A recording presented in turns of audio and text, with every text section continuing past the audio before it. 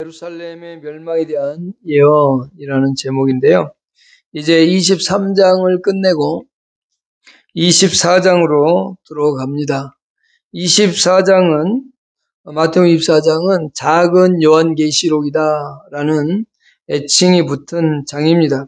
다시 말하면 24장은 종말에 관한 예언들이 이제 기록되어져 있는 그런 성경입니다. 그러니까 24장을 보다 보면 요한계시록과 이렇게 가까이 접할 수 있음을 보게 되어지는데요.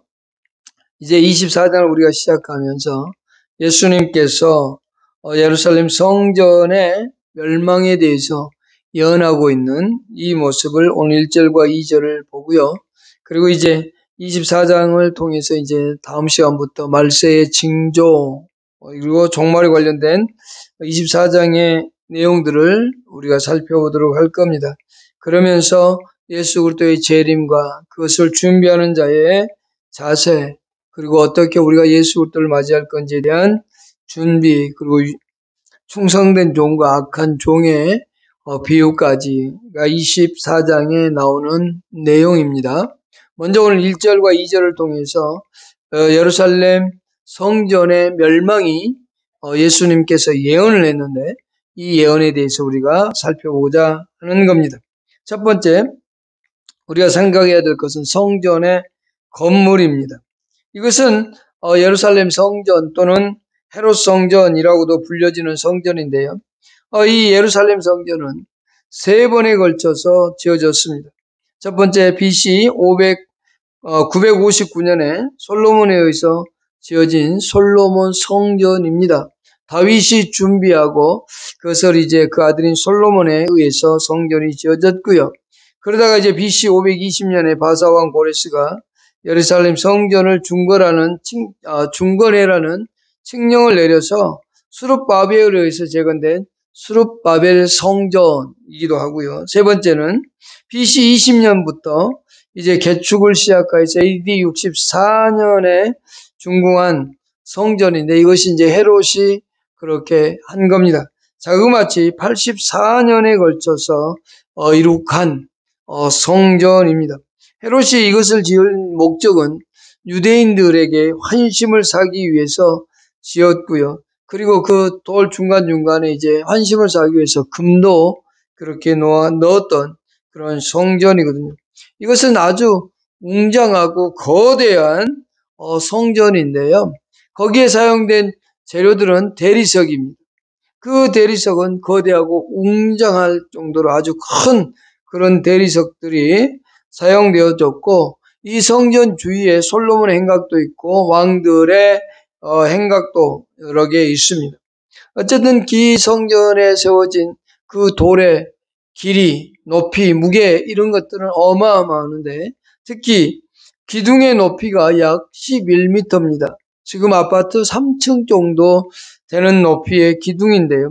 그 기둥의 둘레가 어느 정도냐라고 할 때 성인 3사람이 이렇게 잡아서 둘레를 하면 될 정도의 큰 그런 성전입니다. 그러니까 얼마나 웅장하고 웅대한 성전이겠습니까?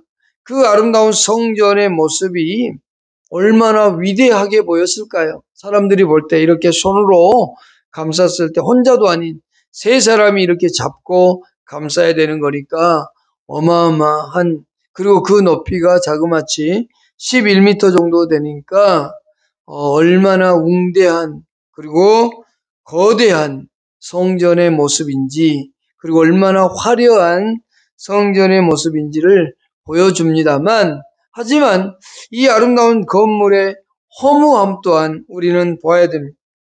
이 웅장한 건물이 완전히 파괴될 것이라고 하는, 그리고 흔적도 남지 않을 것이라는 예수님의 예언은 결국 이 성전이 무너지고 말게 되는, 없어지는 그런 운명에 처해 있다라고 하는 거죠. 그러니 얼마나 허무하겠습니까? 이 성전이 얼마나 허무한 존재인가를 볼 수 있죠. 자그마치 그 많은 시간을 들이고 많은 사람들이 동원되어서 그 화려하고 아름답게 만들어 놨지만 그러나 결국 무너지고 마는, 없어져 버리는 무가치한 그런 존재가 된다는 사실을 우리는 여기서 볼 수 있는데요.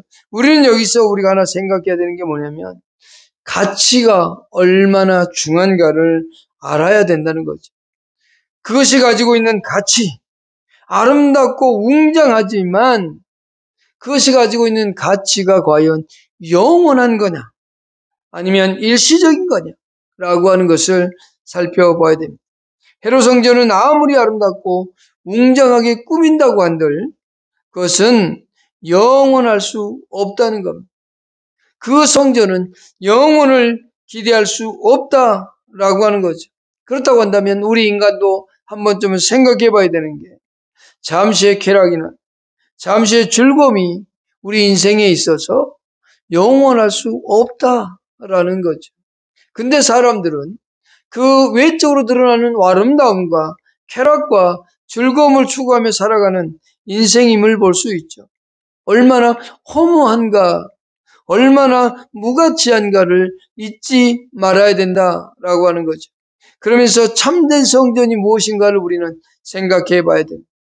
그 외적으로 화려하고 멋있는 것, 그것이 진정한 성전이 아니라 참된 성전은 바로 우리 인간이다 라고 하는 거죠. 특별히 성령께서 거하시는 인간의 몸이 하나님의 성전이다 라고 하는 겁니다. 고린도전서 3장 16절 그리고 6장 19절에서 우리의 몸이 성전이라고 했고 고린도서 6장 16절에서도 우리의 몸이 하나님의 성전이다라고 말씀하고 있습니다. 예루살렘 성전이 하나님이 거하실 때, 하나님이 그곳에 계실 때 진정한 성전이 되듯이, 하나님의 임재가 있을 때 진정한 성전이 되듯이 우리 몸도 하나님의 성전인 인간 안에 성령이 계실 때만이 참된 성전이고 그것이 바로 하나님의 집임을 잊어서는 안 된다라고 하는 거죠. 성령이 우리 안에 계실 때, 성령이 우리 안에 임재하고 우리가 그분으로 말미암아 구원받고 그분 안에 거하게 될 때 참된 성전이 되는 것을 우리는 잊어서는 안 된다라고 하는 겁니다. 그것은 곧 거룩하신 하나님과 늘 인격적인 교제, 그러면서 성령의 교제를 통해서 하나님과의 만남, 예수 그리스도를 알아가는 그 삶의 모습이 있어야 된다라고 하는 사실이죠. 그러나 성령의 임재가 없는 인간이라면, 하나님이 우리와 함께하지 않는 인간이라면 그것은 빈 껍데기에 불과한 겁니다. 우리의 인생이, 그러한 인생은 얼마 가지 않아 다 망가지고 무너지고 해파된다는 것을 이 예루살렘 성전을 보여주고 있다라고 하는 겁니다. 우리 인간의 중심이 바로 그리스도를 주인으로 모시고 늘 성령과의 아름다운 교제를 통해서 나아갈 때 진정한 참된 성전이요 우리의 삶의 험한 삶에서 의미 있는 삶이 된다는 사실을 우리는 이 예루살렘 성전을 통해서 볼 수 있는 겁니다. 아무리 화려하고 아무리 위대한다 할지라도 그곳에 하나님이 없다면 그것은 아무 가치가 없다라고 하는 겁니다. 두 번째 생각해 보십시다.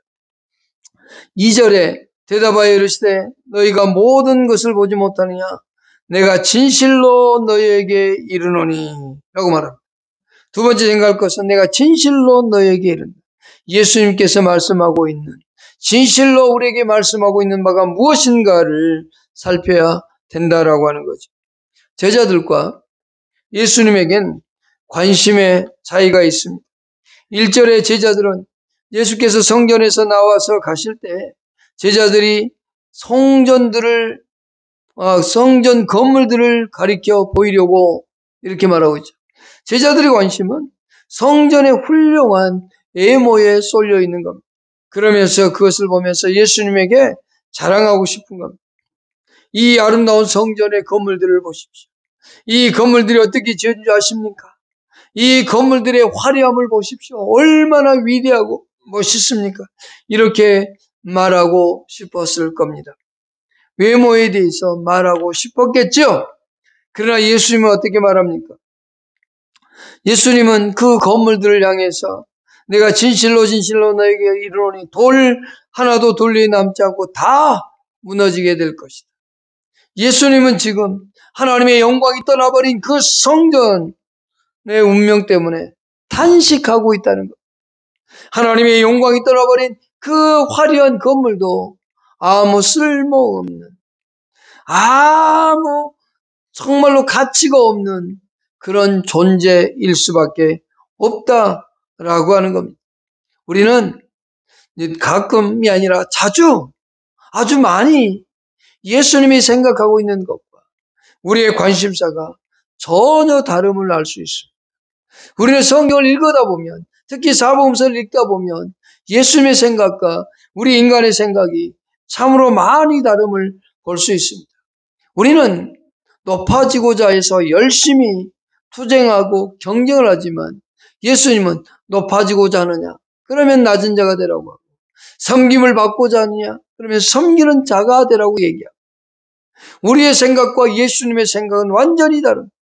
하나님의 생각과 우리의 생각 또한 완전히 다름을 우리는 인정해야 됩니다. 제자들은 화려함만을 보고 있는 겁니다. 외모만 보고 있는 겁니다. 제가 아는 어떤 분이 어느 날 등산을 가자 그래서 갔다 와서 오후에 참 실망하고 와서는 하는 말이 있었습니다. 입이 씩씩대면서 내가 앞으로는 절대 등산 모임에도 안 가고 어떤 모임에도 안 간다. 그러면서 왔어요. 그래서 아니 도대체 왜 그러냐고 물어봤습니다.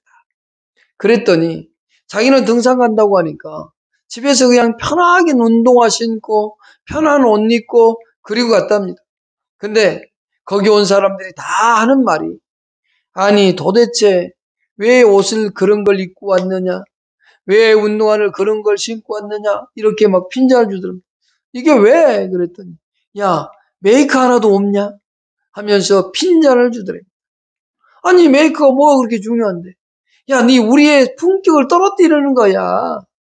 지금 너는 우리 모임의 품격 자체를 떨어뜨리고 있는 거야. 외모부터가 이미 품격을 떨어뜨리고 있잖아. 하면서 외모적으로 많은 무시를 당했다고 하면서 씩씩대면서 와가지고 그런 얘기를 하는 걸 봤습니다. 우리 인간들은 우리 사람들이 볼 때 무엇에 가치를 두느냐면 외모의 화려함입니다. 그것은 제자들도 마찬가지. 제자들 또한 그 외모의 화려함을 보고 예수님에게 자랑하고 싶었습니다. 그러나 예수님은 그렇게 보지 않죠. 제일 중요한 게 뭐예요? 하나님이 그와 함께 있느냐 없느냐입니다. 하나님께서 그와 함께 하고 있느냐, 하나님의 영광이 그 가운데 있느냐라고 하는 거죠. 사무엘상 4장에 보면 이스라엘 백성들은 블레셋과의 전투에서 법궤를 들고 나갑니다. 패하니까 법궤를 들고 나가서 야 우리의 신이 여기에 있다 하고 전쟁에서 이제 승리할 걸 생각하죠. 그때 블레셋 군대가 더 용기를 내서 이스라엘 백성들을 죽이고 그리고 법궤를 빼앗아가는, 그래서 정말로 충격적인, 그리고 엘리의 두 아들이 전사하고 그 전사의 소식을 들은 엘리는 뒤로 넘어져 목뼈가 부러져 죽습니다. 그때 그 며느리가 애를 낳으면서 이렇게 말하죠. 이가봇이라고요. 하나님이 영광이 떠나버렸다. 우리에겐 하나님이 함께하는 임마누엘의 하나님이 돼야 되는데 그 임마누엘의 하나님이 아니라 하나님의 영광이 떠나버린 이가봇이 되어버렸다라고 하는 거죠. 예수님은 지금 이 예루살렘 성전이 하나님의 임재가 있고 하나님의 영광이 가득해야 되는데 이게 떠나버린 이 성전을 보면서 탄식하고 있는 모습입니다. 우리의 생각과 예수님의 생각이 엄청나게 다름을 우리는 확실히 알아야 된다라고 하는 겁니다. 예언에 대해서 이 예수님께서는 내가 진실로 너에게 이르니 라고 말하면서 제자들과의 관심의 차이가 있다고 말하고, 그러면서 동시에 이 예언이 확실하다라고 말합니다. 제자들은 이 성전을 보면서 찬탄하고 있습니다. 칭찬하고 감탄하면서 그것을 노래하다시피 하고 있습니다. 그러나 예수님은 이 자신의 예언에 대해서 구체적으로 말씀하고 있죠. 돌 위에 돌 하나 남지 않고 결국은 다 멸망해 버릴 것이다 라고 말입니다. 예수님은 확실한 멸망을 확증하고 계시는 겁니다. 분명하게 말하는데 이 성전은 무너지고 없어질 것이다. 확실하게 얘기하고 있습니다. 분위기에 따라서 어떤 것을 얘기하고 자제하는 것이 아니라 예수님은 확실하게 지금 제자들에게 말하고 있습니다. 제자들 앞에서 제자들이 막 화려하게 하고 있는데 그 분위기에 맞춰서 그래 좋아 이렇게 말씀하지 않고 거기에 개의치 않고 확정적으로 예언을 하고 있는 겁니다. 확실하게 이 성전은 무너지고 만다. 그렇게 예수님은 말씀하고 있습니다. 여기는 권위가 있는 겁니다. 예수님이 예언한 이 말씀 속에는 예수님의 권위가 그대로 길을 넘겨야 예수님의 권위가 있음을 우리는 볼 수 있습니다. 성경에는 성령의 감동을 받은 선지자들과 예언자들이 있었습니다. 그리고 많은 예언들을 하게 되고 그 예언들이 성취되어져 있음을 성경을 통해서 우리는 볼 수 있습니다. 선지자들이 그리고 모세가 했던 아브라함이 했던 그리고 그 믿음의 사람들이 예언했던 모든 내용들은 그대로 성취되고 기록되어져 있다라고 하는 거죠. 하물며 그것을 감동케 하고 그것을 주신 분이 바로 예수 그리스도인데 이것을 기록케 하신 분이 바로 예수 그리스도인데 이 예수님에게 가오가 있을 수는 없습니다. 성전이 무너지고 망하게 되고 회파된다라고 했다면 그것에 대한 실수는 없다라고 하는 겁니다. 왜요? 예수님은 창조자셨고 하나님이시기 때문에 그렇습니다. 그분에게는 절대로 실수함이 없으시다. 말하고 나서 내가 잘못 말했네? 이런 게 없다는 겁니다. 그래서 사도 바울은 고린도후서 1장 19절에서 예수님에게는 예만 있고 아니오가 없다라고 얘기했습니다. 예수 그리스도에겐 오직 그 권위에 의해서 실수가 하나도 없다라고 하는 것을 말씀해주고 있다라고 하는 겁니다. 세 번째, 돌 하나도 돌 위에 남지 않는다라고 확실하게 말씀하고 있습니다. 멸망에 대한 예언을 구체적으로 정확하게 얘기해주고 있습니다. 이것은 역사적으로 그대로 이루어졌습니다.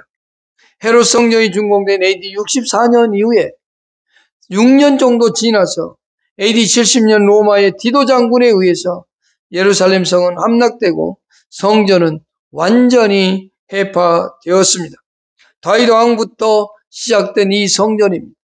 다윗은 짓고 싶었어요. 그러나 하나님께서 짓지 못하게 하심으로 그는 재료를 준비했고 솔로몬이 짓고 그러면서 성전은 부서지고 재건되어지고 또 부서지고 또다시 재건되는 그와 같은 과정들을 겪으면서 파란만장한 시간들을 겪으면서 이제는 그 영화는 AD 70년에 사라지고 말게 되는 겁니다.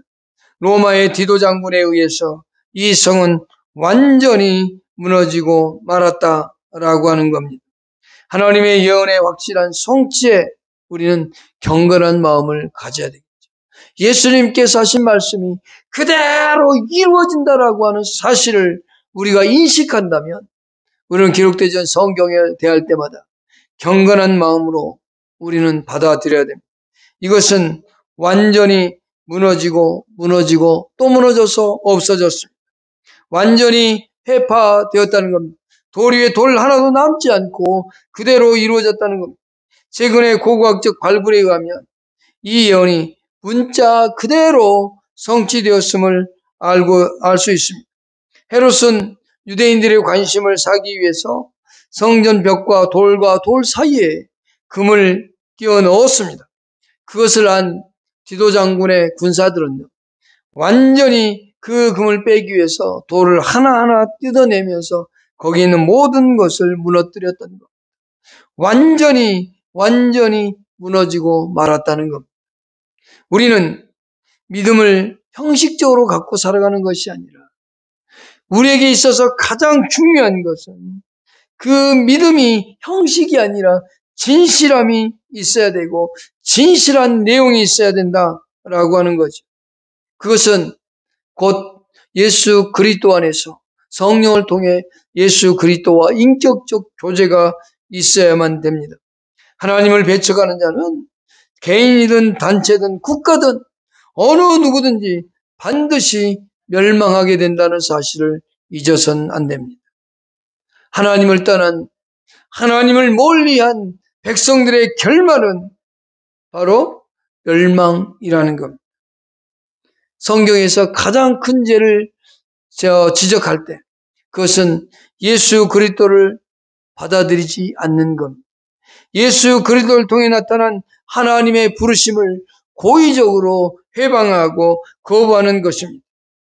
예수 그리스도의 하신 말씀을 거부하는 겁니다. 멀리하는 겁니다. 예수 그리스도를 나의 구주로 받아들이지 않는 겁니다.